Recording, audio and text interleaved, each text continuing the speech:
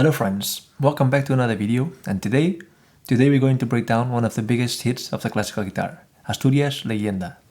If you are new around here, hit that subscribe button and bell icon, because more interesting videos are about to arrive.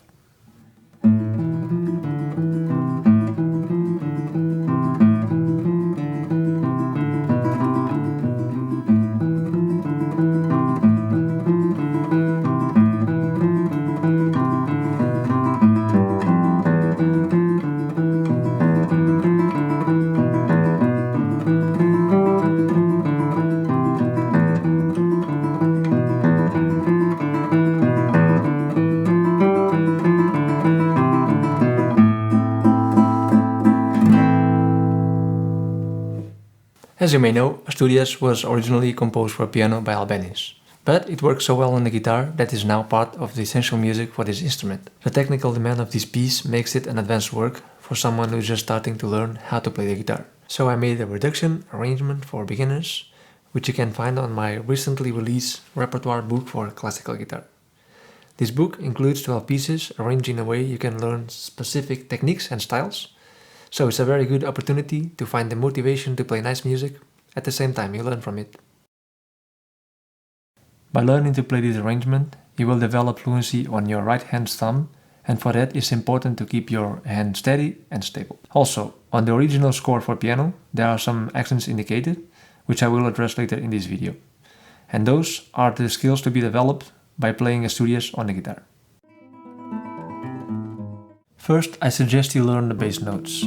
Each of these notes is intercalated with an open string E, which gives us this campanella or bell-like effect. So, if you learn the bass line very well, without having those E's on the way, it might be easier to understand the contour or the shape of the melody.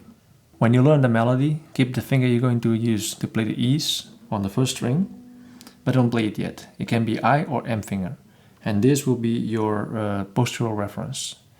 It's extremely important to avoid to jump with your right hand, because it's a bad habit that stays for a long time and it's very difficult to get rid of.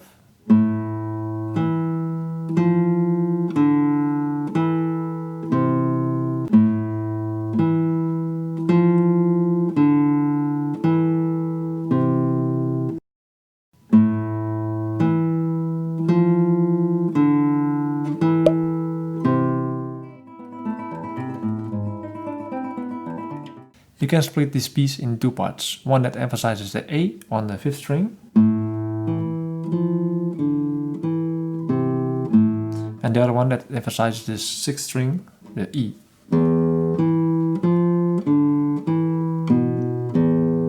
And here is where we play the earlier mentioned accents. It should sound like this.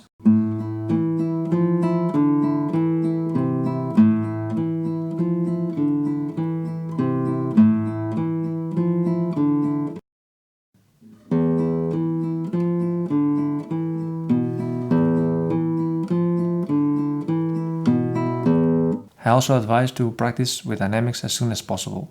It helps building a nice phrasing, and the earlier you understand the music flow, the better you can memorize it, I think. After you've learned to play the whole piece without the E's, you can finally add the intercalated notes while playing the bass line. Two things to keep in mind: the volume of the E's and the rhythm. All the notes are 16th notes, but distracted we might end up playing like this. Or like this. So to avoid that, it's probably a good idea to start slowly learning all the things that I've mentioned before. And then, once you can play the right notes, not jumping with your hand, playing with the good phrasing and accents and the high E's softly, then you can consider to play faster. My personal experience is that all the bad habits tend to be amplified when we play faster, and that is something we do not want. If you would like to go a step further, you can also learn how to damp the open strings, a topic that I already approached on this video here, and achieve a nice and crisp accent, just as a pianist would play. The difference in letting the open strings ring, in comparison to stopping them, is that we lose the intentionality of the melody towards the accent if it rings over the other notes. Let me show you.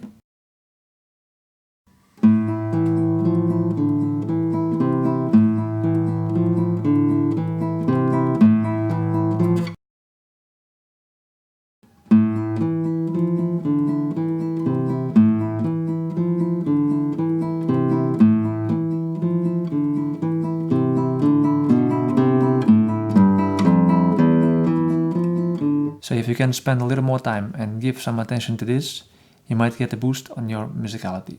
I hope you enjoyed this lesson. Don't forget to hit like if you find this video useful, and subscribe to get notified whenever I upload new videos. Have a nice day, and see you next time.